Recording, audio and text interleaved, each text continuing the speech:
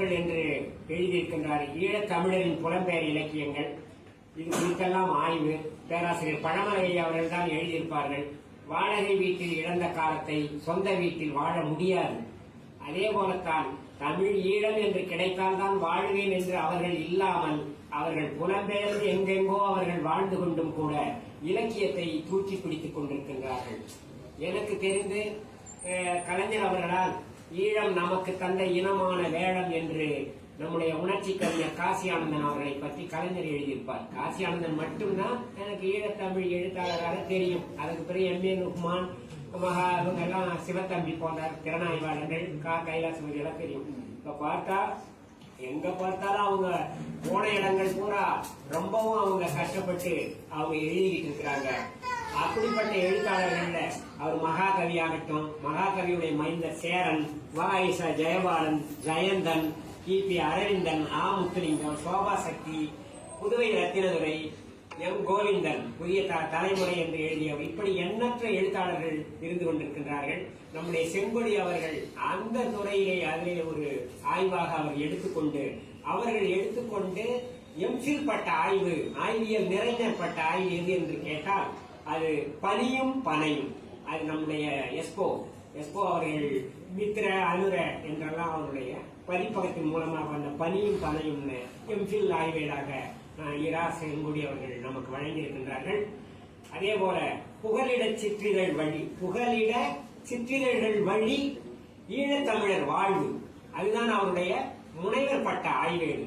இப்படிப்பட்ட அவர்கள் அந்த எடுத்துக்கொண்ட தலைப்பே கூட அவருடைய உணர்வுகளை எடுத்துச் சொல்வதாக இருக்கக்கூடியது.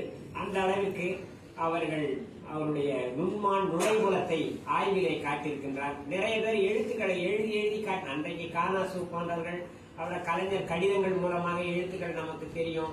பொன்குமார் இன்றைக்கு அன்பாதவன் சொன்னால் நான் எழுதி கொண்டே இருக்கின்றார். இந்த மாதிரி ஒரு நூல் அறிமுகம்னு சொன்னாக்கா அதன் மூலமாக நாம் நிறைய எழுத்துக்களை தெரிந்து கொள்ளலாம்.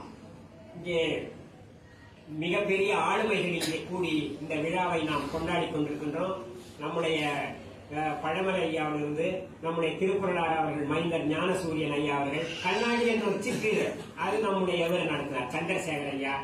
அதே போல இந்த பின்னணி வந்து பார்த்து போனாக்கா அண்ணாமலை பல்கலைக்கழகத்துல அங்க சத்தியமூர்த்தி, நம்முடைய முத்துவேல் ராமமூர்த்தி அவங்க அண்ணா சத்தியமூர்த்தி அங்க படித்த பொழுது அந்த பின்னணியில் நிறைய அந்த இடதுசாரி தோழர்கள் இருந்து அது நிறைய பலியானவர்கள். அதுல தப்பித்தவர்கள் ஒரு இதுதான் நம்முடைய செங்கொடி அவருடைய தந்தையார், நம்முடைய செந்தாரகை ஐயா அவர்கள்.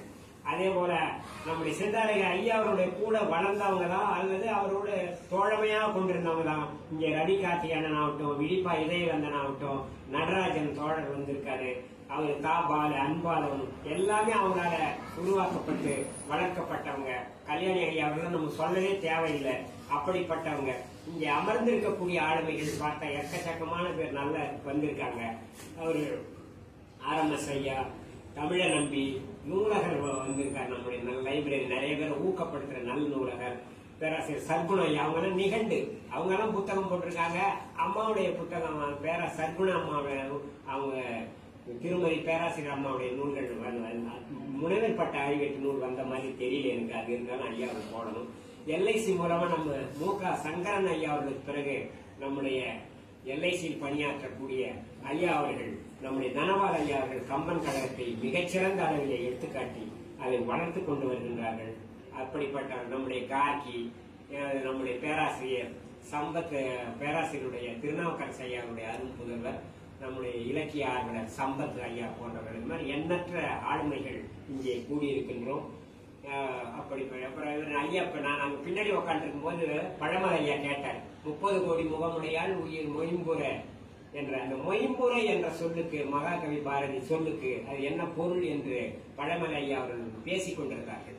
அப்போது சர்க்குணம் ஐயா சொன்னார்கள், மொயம்புரை என்றால் வலிமையுரை என்று பொருள் என்று சொன்னார்கள். இப்படி அந்த இலக்கிய சூழலில் நாம் இங்கே வளர்ந்து கொண்டிருக்கின்றோம். ஆனால் எத்தனையோ இளைஞர்கள், வரவேண்டிய இளைஞர்கள் அவர்கள் எல்லாம் வந்து மேலும் மேலும் அவர்கள் இலக்கிய ஆர்வலத்தை வளர்த்துக் கொண்டு நம்ம எல்லாம் ஆதரிக்க நம்முடைய நம்ம ஜனகராஜ ஐயா போன்றவர்கள் எல்லாம் இருக்கின்றார்கள்.